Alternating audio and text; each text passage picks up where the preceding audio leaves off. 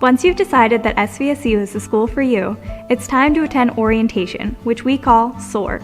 Orientation is mandatory for all incoming freshmen and is a great way for you to learn more about SVSU and prepare you for everything you need to know for your first year as a Cardinal.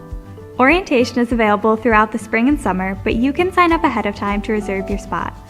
The day starts at 8:30 a.m. and goes until 4:30 p.m. and is filled with informational sessions and fun activities. You'll be put into a small group with one of our enthusiastic orientation leaders who will be your guide for the day. You'll get to meet plenty of other incoming freshmen like yourself and work with our academic and peer advisors to schedule your classes for the year to make sure you are taking the right courses. You will also get your picture taken for your SVSU ID card.